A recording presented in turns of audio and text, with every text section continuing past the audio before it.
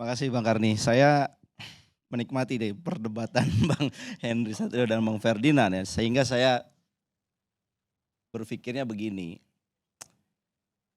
eee, sat sat di sisi yang lain saya suka dengan perubahan komunikasi dari seorang menteri keuangan. Perubahan komunikasi ini menurut saya sesuatu yang memang unik juga ya Bang. Tapi saya berpikir juga bahwa persoalan ekonomi kita ini sekarang ini persoalan yang sangat serius. Apa pendekatan ini yang terbaik? Apakah ini cuman kayak hiburan sesaat saja? Ya saya mencatat dalam sebulan Pak Purbaya jadi Menteri Keuangan itu banyak sekali isu yang dia digelontorkan. Katakanlah tentang pajak ya yang tertunggak 50 sampai 60 triliun. Dan ini asalnya dari 200 pengusaha. Begitu Pak Purbaya bilang kita sudah tahu namanya dan kita akan tagih mereka. Saya kira ini positif sekali Bang memang. Di rakyat saya melihat ini satu hal yang sangat positif karena rakyat bilang, "Oh, benar." Apalagi di tengah kemarin orang-orang kaya ini tidak tersentuh bahkan flexing-flexing kekayaannya. Ini menteri ada yang mau ngejar orang-orang kaya. Saya kira ini satu perubahan yang wah keren juga.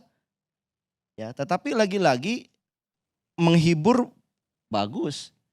Tapi kelihatannya rakyat tuh butuh hal yang konkret Bang menurut kami, menurut saya.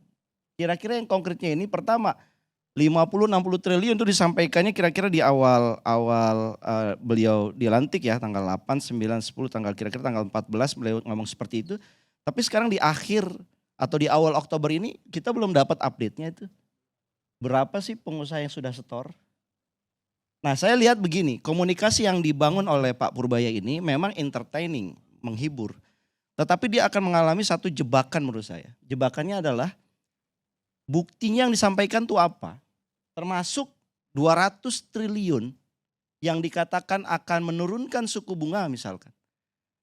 Kan rakyat akan berpikir kapan turunnya? Jadi indikator turunnya itu kapan? Akan menuntut menagih hasil kepada Pak Purbaya dan menurut saya itu akan jadi backfire Bang Hensat ke Pak Purbaya sendiri. Begitu dia ngomong seperti tadi menurunkan suku bunga, kemudian nanti pertumbuhan bisa 8%, ada lapangan pekerjaan sehingga masyarakat nggak perlu demo. Tapi kemudian mereka akan berpikir, ya udah kapan buktinya? Dan saya kira yang saya ingin sampaikan, seorang menteri keuangan kan biasanya itu dia bicara kebijakan adalah ada batas waktunya, ada target kerjanya. Yang ini saya nilai Pak Purbaya ini lemah di sisi target kerja, berapa lama dan apa targetnya. Banyak sekali yang saya nilai ya kebijakan-kebijakan beliau itu ya lebih banyak kepada seperti pendekatan seorang aktivis yang jauh dari apa istilahnya kalau teknokrat itu kan harusnya dia bekerjanya adalah sistematis, ada target yang mau dicapai dan sebagainya. Nah saya ingin ingatkan Pak Purbaya dalam kesempatan ini Bang Karni, kalau memang Anda tadi udah dipuji-puji sama Bang Hensat bahwa komunikasinya bagus, tapi kalau ini dijalankan untuk bulan depan atau masa yang datang, menurut saya akan menjadi backfire buat beliau. Karena persoalan ekonomi yang sedang kita hadapi itu sangat serius. Bukti seriusnya begini, kemarin di launching World Uncertainty Index. Angka World Uncertainty Index itu artinya indeks ketidakpastian ekonomi yang ada di masing-masing negara. Di Indonesia diukur, di capture. Angkanya di triwulan kedua, karena ini report untuk triwulan kedua. Dari 0,5 naik 2 kali lipat uncertainty-nya menjadi 1,1. Periode sebelumnya itu hanya 0,4 terus naiknya hanya 0,1 digit saja 0,5. Jadi dunia menganggap Indonesia ini dalam ekonomi yang sifatnya adalah uncertainty. Ketidakpastian. Dan ketidakpastian ini harus dijawab dengan action yang terukur. Misalkan 200 triliun ini action terukurnya apa? Kan Pak Purbaya nggak bilang nih dari 200 triliun ini apa yang target mau dikejar. Oke suku bunga turun di level berapa? Kemudian berapa orang yang akan demand kreditnya akan bertambah berapa. Nah ini enggak disebutkan dalam narasi-narasi publik beliau. Dan kemudian nanti rakyat akan menagih, saya kira enggak waktu yang lama, ini rakyat akan menagih. Karena penagihan ini akan, kapan dompet kami terisi? Nah saya kira begitu itu terjadi, ini akan merusak kepercayaan tidak hanya Pak Purbaya, tetapi juga pemerintahan Pak Prabowo dan Gibran secara keseluruhan. Apalagi saya ingin wanti-wanti juga, meskipun tadi narasinya bagus, tetapi persoalan yang ada di depan mata yang kemudian ini diadres oleh Pak Purbaya tentang pemangkasan transfer keuangan daerah, ini jangan dianggap bercanda atau entertaining. Kan udah kita tahun 2025 transfer ke daerah itu 950 triliun sekitar itu. Kemudian di zamannya Bu Sri Mulyani dan akhirnya undang-undang APBN itu dikatakan diturunkan menjadi 635 triliunan. 300 triliun, kemudian di zamannya Pak Purbaya setidaknya kita mendapatkan narasi ditambah 43 triliunan. Ada penambahan sedikit, tetapi secara overall dari 950 triliun menjadi sekitar 600-an 80 itu kan sekitar hampir 200 triliunan penurunannya. Dan ini ternyata pas kemarin pertemuan dengan para gubernur, 18 gubernur yang datang kemudian mengadu, dengan pemangkasan ini kami tidak bisa membayar para ASN P3K di daerah. Apa jawaban Pak Purbaya saat itu? Memang kelihatan entertaining. Ya pemerintah daerah harus kreatif, mencari sumber-sumber pendanaan. Menurut saya itu jawaban yang tanda kutip akan membuat blunder buat pemerintahan Pak Prabowo. Kenapa? Karena pemerintah daerah akan bilang, oh kalau gitu, kalau kreatif seperti nanti kejadian kayak di Pati dong. Menaikkan PBB bisa 200%. Padahal masyarakat di daerah itu sedang mengencangkan ikat pinggang, lagi susah. Nah sementara ini sifatnya udah sangat sensitif. Gaji ASN P3K yang gak bisa dibayar setidaknya menurut pengakuan para gubernur tadi. Sehingga apa yang terjadi? Saya udah membaca ini akan menjadi bola salju protes yang lebih besar di berbagai daerah.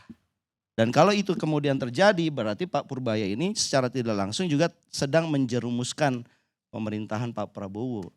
Dan saya kira perlu ada satu gaya yang berubah ya menurut saya Bang ya. Jadi pendekatan entertaining udahlah mungkin sebulan cukup.